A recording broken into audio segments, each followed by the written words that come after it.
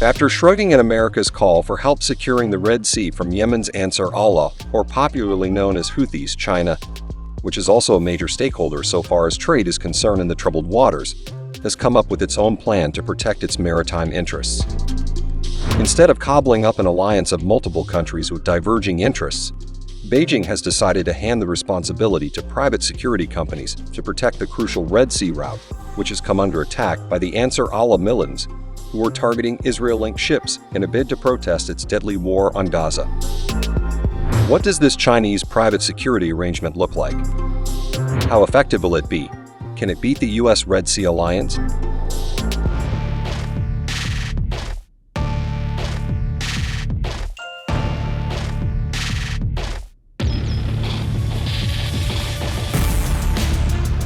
Maritime trade is facing one of its biggest crises ever since the Israel-Hamas war broke out and the Palestinian armed group's Red Sea allies decided to join it.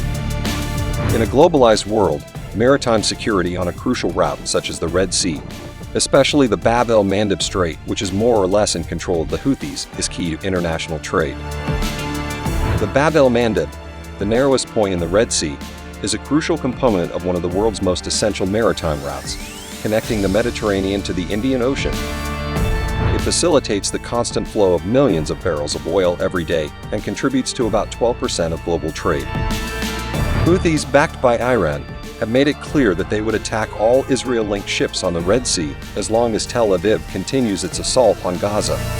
However, the threat of an attack is no longer limited to Israel-related ships, as other vessels find themselves in the crosshairs on the route. Many shipping companies have already rerouted traffic around Africa.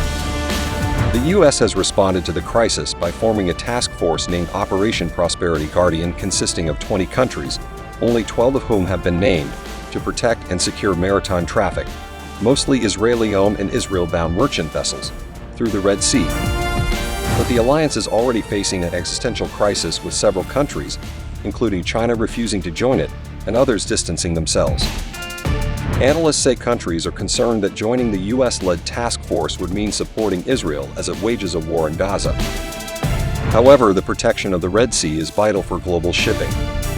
China itself sees more than 40% of its hydrocarbon transport through the Bab el-Mandeb Strait. Against this backdrop, Chinese private security companies have joined together along with other firms from across the world to form their own response in the form of an alliance called the Alliance of Security and Risk Management Companies, as per a South China Morning Post report. As per the SCMP report, more than 70 representatives from both Chinese and global security firms met in Macau last month to coordinate the endeavor, which focuses on the maritime security needs of China's ambitious Belt and Road Initiative, a global infrastructure development project financed by Beijing. Zhongin Group, a Chinese company that helped drive the creation of the alliance, is playing a key role in this security arrangement. The alliance plans to stop naval hijackings in the Red Sea and the Gulf of Aden, and high-value individual kidnappings and ransoms in countries sign up to the Belt and Road plans. Although the alliance predominantly includes Chinese private security companies, alongside Chinese-led associations such as the China-Africa Business Council, it has drawn in a diverse array of global security practitioners from across the world, spanning Russia to Pakistan and South America, said the SCMP report. Many of these private security firms offer advanced maritime security, including anti-piracy measures, anti-drone capabilities, and naval demoning, among other things.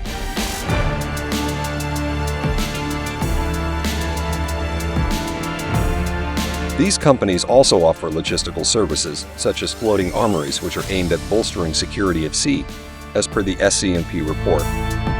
Floating armories are vessels that are used to store military-grade weapons, ammunition, and security equipment. They are a recent development in the field of naval security amid increasing instances of piracy in international waters and strict national rules governing heavy firearms in the context of private firms. These armories provide transfer services to private maritime security companies and act as storage facilities for them, allowing them to stash weapons and transport armed guards to protect ships.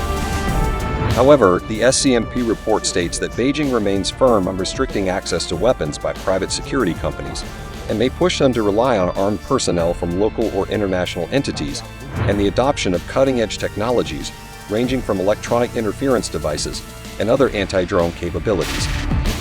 For a country that focuses on enhancing the state's role in all aspects, relying on private firms for maritime security might not be the most comfortable idea for China. Preventing these private entities from going rogue, such as Russia's Wagner Group, or functioning in controversial ways, such as the American-funded private military company model of Blackwater, could be a challenge for Beijing.